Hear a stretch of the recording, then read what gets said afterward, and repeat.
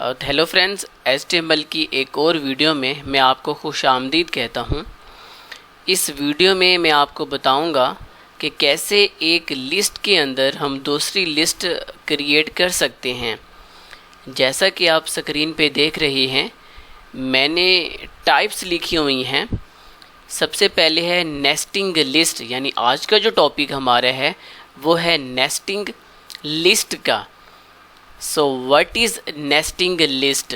Nesting list की तरफ जाने से पहले हम सबसे पहले पढ़ते हैं कि नेस्टिंग हमारे पास क्या है, फिर हम जाएंगे नेस्टिंग लिस्ट की जानिब।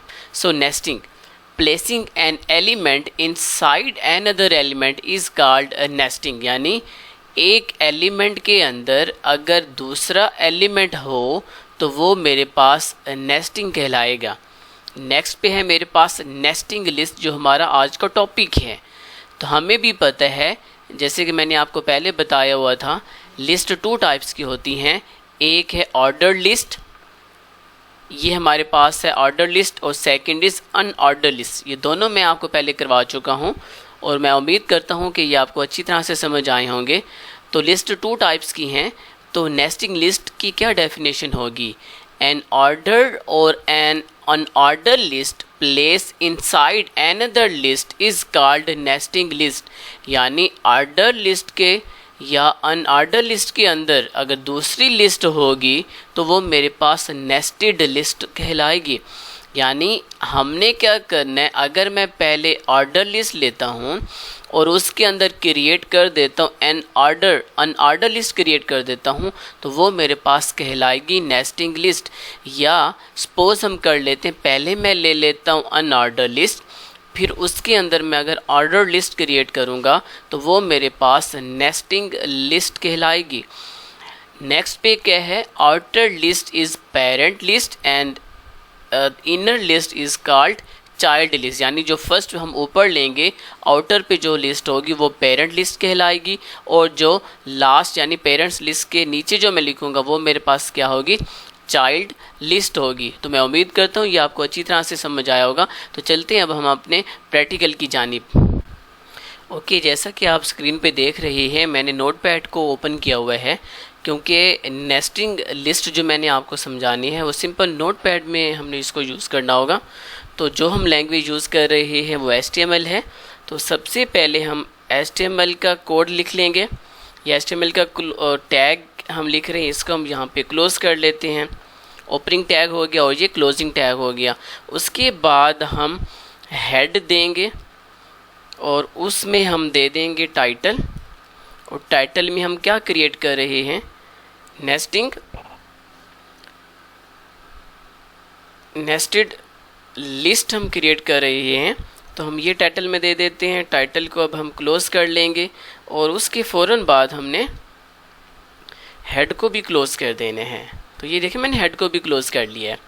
नेक्स्ट अब बॉडी के टैग में हम जाएंगे और हम यहाँ पे ज़्यादा वर्क करेंगे, बॉडी में ही ज़्यादा वर्क किया जाता है, तो हम यहाँ पे आके बॉडी को क्लोज़ कर लेंगे। ये ओपनिंग टैग हो गया बॉडी का और क्लोजिंग टैग भी हो चुके हैं। अब यहाँ पे हम लिस्ट ले लेते हैं, फॉर एग्जांपल ऑर्डर लिस्ट ले लेते हैं। OL, आप UL भी पहले ले सकते हैं। अब OL जो हमने पढ़ा था लास्ट पे पेरेंट, ये पेरेंट लिस्ट हो गई। OL में हम यहाँ पे टाइप नहीं लिखते, टाइप आई वगैरह ये कुछ नहीं लिखते, हम सिंपल हम कर रहे हैं। अब OL में मैंने क्या करना है, एक लिस्ट आइटम लेने हैं और उसमें मैं रख देता हूँ फ्रूट्स नेम, ठीक है। उसके बाद हम LI को यहाँ पे क्लोज़ कर रहे हैं। मैं दोबारा बता रहा हूँ, हम कर रहे हैं नेस्टेड लिस्ट। एक लिस्ट के अंदर दूसरी लिस्ट, एक लिस्ट तो मैंने बना ली। अब यहाँ पे मैंने क्या करना है, LI को तो क्लोज़ कर लिया है, लेकिन मैं यहाँ पे OL को क्लोज़ नहीं कर रहा, क्योंकि मैंने यहाँ पे पेरेंट लिस्ट ले ली है, यानी एक लिस्ट ले ली है, और उसके अंदर मैं अब दूसरी लिस्ट क्रिएट कर रहा हूँ। ऑर्डर लिस्ट, दूसरी क्या होती है? Unordered list. अब यानी फ्रूट्स नेम जो मुझे चाहिए वो सारे के सारे अनऑर्डर लिस्ट में चाहिए। तो फ्रूट्स नेम हम यहाँ पे ले लेते हैं। यहाँ पे LI यानी लिस्ट आइटम में जाएंगे। सबसे पहले हम ले लेते हैं एप्पल, उसके बाद हम LI को क्लोज़ कर लेंगे। सेकंड इज़ लिस्ट आइटम में हम ले लेते हैं जी मैंगो। मैंगो ले लेते हैं फ्रूट्स में, मैंगो को हम यानी लिस्ट को क्लोज कर रहे हैं। लास्ट इज़ हम थर्ड पे ले लेते हैं लिस्ट आइटम में एक, थर्ड इज़ बनाना। हम लास्ट पे बनाना ले लेते हैं और उसके बाद लिस्ट को मैं कर रहा हूँ क्लोज। अब फ्रूट्स नेम अगर आप और भी लिखना चाहते हैं लिस्ट आई में, लिस्ट आइटम में लिख सकते हैं, लेकिन मैंने इतने ही लिए 3। हम छोटा सा प्रैक्टिकल कर रहे हैं। उसके बाद में सबसे पहले मैंने किसको यानी UL को ओपन किया था, तो यहाँ पे मैं UL को क्लोज कर देता हूँ और लास्ट पे आके हम जो OL था इसको भी मैंने क्लोज कर लिया। अब मेरा ये सारा का सारा प्रैक्टिकल कंप्लीट हो चुके हैं।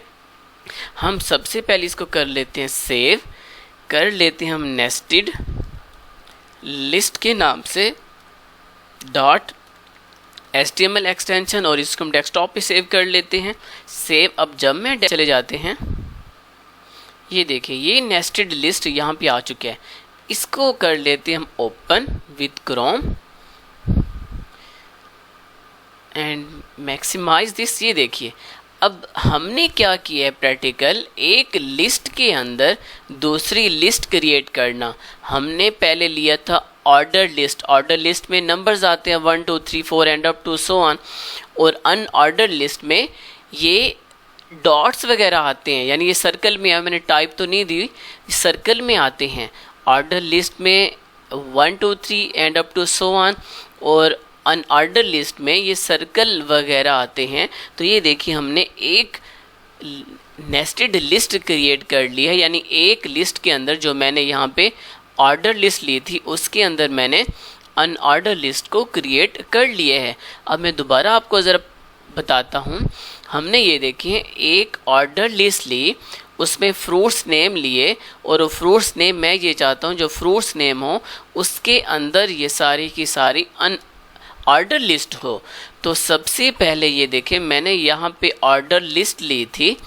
ऑर्डर लिस्ट में एक आइटम लिया मैंने फ्रूट्स नेम का, और जो सारे फ्रूट्स नेम मैंने लिए हैं 3, वो सारे के सारे मैंने अनऑर्डर लिस्ट में लिए हैं। हम दोबारा वापस आते हैं अपने पेज पे। ये देखिए यहाँ पे फ्रूट्स नेम है ऑर्डर लिस्ट में, और एप्पल मैंगो बनाना ये सारे के सारे अनऑर्डर लिस्ट में हैं। और जो टाइटल में हमने लिखा था नेस्टेड लिस्ट, वो ये देखिए हेड में टाइटल में ये शो हो चुके हैं।